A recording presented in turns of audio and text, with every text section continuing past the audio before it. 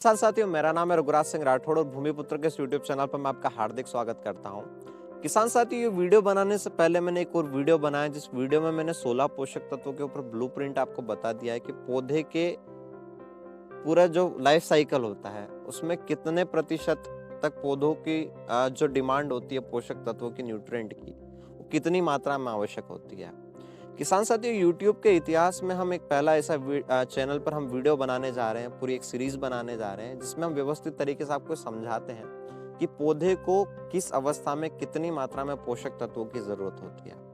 अब किसान साथियों, मैंने वहां पर जो आपको चार्ट बताया था इस वीडियो में, उस वीडियो में मैंने आपको बताया है कि जितने भी हमारे न्यूट्रिएंट होते हैं उनको हम 4 वर्गों में डिफाइन करते हैं। प्राण आधार तत्व, प्राथमिक पोषक तत्व, द्वितीय पोषक तत्व और सूक्ष्म पोषक तत्व।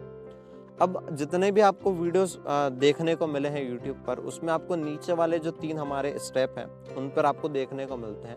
कभी भी आपको प्राण आधार तत्वों पर वीडियो देखने को नहीं मिलता है। किसान साथियों, क्या होता है कि जितनी भी चीजें हमको प्रकृति से मिलती है उनके बारे में हम कभी नहीं बात करते, चाहे पानी हो, ऑक्सीजन हो, कार्बन हो, हाइड्रोजन हो, ये जितनी भी चीजें होती हैं जो कि हमें प्रकृति से मिलती है, इनके बारे में हम कभी बात नहीं करते। किसान साथियों, प्राण आधार तत्वों में यहाँ पर आपको 3 स्टेप देखने को मिल रही है, कार्बन, हाइड्रोजन और ऑक्सीजन। आपको 3 एलिमेंट इसमें देखने को मिलते हैं। आज के इस वीडियो में हम कार्बन के बारे में बात करने वाले हैं। आपका हीरा भी एक कार्बन है। पेंसिल की जो नोक होती है वो ग्रेफाइट का बना होता है, उसके अंदर भी कार्बन है। ऐसे ही बहुत तरीके के कार्बन होते हैं जो कि कार्बनिक पदार्थ होते हैं। हीरा कई सालों तक वो जो होता है उसकी एक प्रक्रिया होती है, उसके बाद हीरा बनता है। हजारों साल, लाखों साल के बाद हीरा बनता है। तो किसान साथियों, हम पौधे को इन प्रकार का कार्बन नहीं दे सकते हैं। हम पौधों को वो कार्बन देते हैं जो कि जमीन के अंदर जल्दी से विघटित हो जाए, या जमीन के अंदर जल्दी से जल्दी उसका फर्मेंटेशन हो जाए और पौधों को मिल सके। अब किसान साथियों, कई मायनों में हमने देखा है कि जो हमारी हिंदुस्तान की अगर हम बात करें या भारत की हम बात करें, तो हमारी जमीन में कार्बन कम हो चुका है। उसका एक मेन कारण है हमारे इसमें गोवंश की काफी ज्यादा कमी हो गई है। आज हमने देखा है कि किसानों के घर भी मार्केट से दूध आ रहा है, क्योंकि किसान भी गाय रखना पसंद नहीं कर रहे हैं। अब किसान साथियों, यहाँ पर क्या होता है कि जितनी भी हमारी जो कार्बन की पूर्ति होती है वो 2 चीजों पर डिपेंड करती है। पहली हमारा पशुधन, दूसरे हमारे जितने भी पेड़ पौधे होते हैं। इसके अलावा कृषि, जो हमारा कृषि विभाग होता है, जो हमारे पौधे होते हैं, इस स्थिति में कार्बन आप और कहीं से लेकर नहीं आ सकते कि आप इसको कार्बन दे देंगे, या कोई रासायनिक तरीके से आप कार्बन मिट्टी को नहीं दे सकते।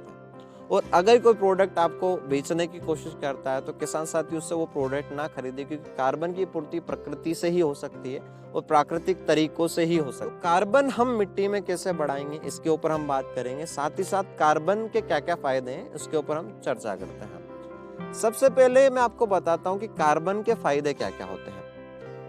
किसान साथियों, आप यहाँ पर एक फोटो देख पा रहे हैं। जिस फोटो में आप समझ पा रहे हैं कि जो हमारी मिट्टी है, मिट्टी के कण यहाँ पर दूर दूर हो गए हैं। जो मिट्टी वो सघन नहीं है, पास में ऐसी जटिल मिट्टी नहीं हो रही। जितने भी हम फर्टिलाइजर यूज कर रहे हैं, डीएपी हो गया, यूरिया हो गया, जिनसे हमारी मिट्टी जो होगी काफी ज्यादा सघन हो गई।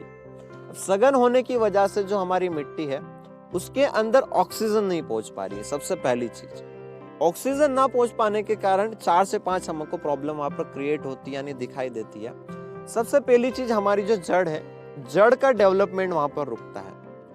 साथ ही साथ जो हमारी मिट्टी है उसकी वाटर होल्डिंग कैपेसिटी है वो कम हो चुकी है। तीसरी चीज, हमारी जो मिट्टी है उसके अंदर जितने भी सूक्ष्म जीव है वो कहीं ना कहीं ऑक्सीजन नहीं ले पा रहे, जिसके कारण वो मृत हो चुके हैं। जिसमें हमारा केचुआ भी है, एजेक्टोबैक्टर है, हमारा राइजोबियम, ऐसे बहुत सारे जितने भी बैक्टीरिया होते हैं जमीन के अंदर, हमारे कृषि मित्र बैक्टीरिया होते हैं, वो सारे हमारे कीट नष्ट हो गए। किस वजह से? कि उनके अंदर हमारी जो मिट्टी है उसके अंदर कार्बन की कमी है। अब ये सारे फायदे हैं अगर कार्बन प्रॉपर मात्रा में अगर मिट्टी को मिले तो। अब आप यहाँ पर एक चीज देखिए कि जो कार्बन होता है, जो पौधे की साइकिल में जरूरी चीज है, उसमें महत्वपूर्ण भूमिका निभाता है। चाहे हमारा फोटोसिंथेसिस हो, हम कहते हैं कि जो हमारा पौधा होता है प्रकाश से भोजन बनाता है, तो प्रकाश से जब वो भोजन बनाता है तब भी उस प्रोसेस में कार्बन की महत्वपूर्ण भूमिका होती है। वो प्रोसेस मैंने आपको कई वीडियोस में समझाया है। तो किसान साथियों, कार्बन और CO2 की एक प्रोसेस होती है, वहां पर हमारा जो होता है कार्बोहाइड्रेट बनता है, और 1 ग्राम कार्बोहाइड्रेट से पौधे को 4 कैलोरी ऊर्जा प्राप्त होती है, जिससे वो अपने जीवन का निर्वाह करता है और हमें उत्पादन देता है, हमें यील्ड देता है। अब किसान साथियों, हम कार्बन की पूर्ति कैसे करें? कई सालों पहले जितने भी हमारे पूर्वज खेती करते आ रहे थे, वो खाद के नाम पर जो डिपेंड थे, वो पशुधन के ऊपर डिपेंड थे, यानी कि गोधन, जो हमारा गोबर आता है उसके ऊपर डिपेंड थे। तो उससे काफी अच्छे हमें रिजल्ट मिलते थे। उसके जमीन के अंदर प्रॉपर मात्रा में कार्बन की उपलब्धता थी। अब हम क्या करें कि हम कार्बन की उपलब्धता को बढ़ा सकें?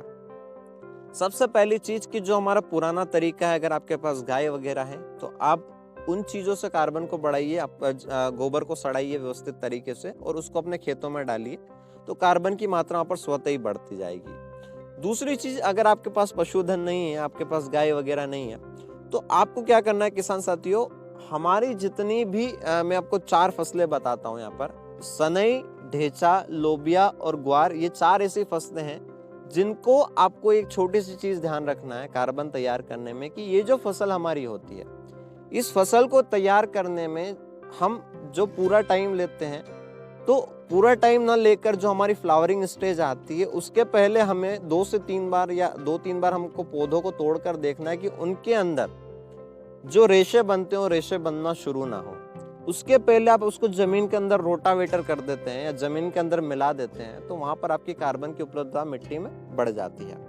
इस तरीके से आप कार्बन को मिट्टी में बढ़ा सकते हैं। दूसरी चीज मैं आपको बता दे रहा हूँ कि कभी भी आपको आपकी जो मिट्टी है उसकी गहरी जुताई नहीं करना है। कई किसान साथी हर साल प्लाव करते हैं, 3 साल में प्लाव करते हैं। किसान साथी जितना हो सके आप मिट्टी की कम गहरी जुताई करें। कई विशेषज्ञों की हम जब बड़ी बड़ी पुस्तकें पढ़ते हैं तो उसमें लिखा भी गया है कि 5 इंच से 6 इंच 5 इंच से 6 इंच तक अगर आप मिट्टी में जुताई करते हैं, तो उतने में आपके जितने भी माइक्रो न्यूट्रिएंट होते हैं, जितने भी न्यूट्रिएंट होते हैं, वो सही मात्रा में वहाँ पर अवेलेबल हमेशा रहते हैं। तो किसान साथियों, ये कुछ कार्बन से जुड़ी हुई बातें थी। अगर आपके कुछ सवाल हो कि कार्बन से जुड़े हुए और भी कुछ सवाल हो, साथ ही साथ खेती से जुड़े हुए और भी अगर कुछ सवाल हो, तो आप मुझे कमेंट सेक्शन में कमेंट कर सकते हैं। साथ ही साथ आपको डिस्क्रिप्शन में इंस्टाग्राम, टेलीग्राम और व्हाट्सएप के ग्रुप की लिंक भी मिल जाएगी, तो आप हमसे वहां पर भी जुड़ सकते हैं। तो किसान साथियों, मुझे उम्मीद है आज का वीडियो आपको पसंद आया। अगर वीडियो पसंद आया तो वीडियो को आपको लाइक कर दीजिए। साथ ही साथ चैनल को सब्सक्राइब करके बेल आइकन को प्रेस कर दीजिए, ताकि आने वाली वीडियो का नोटिफिकेशन सबसे पहले आपको मिल सके।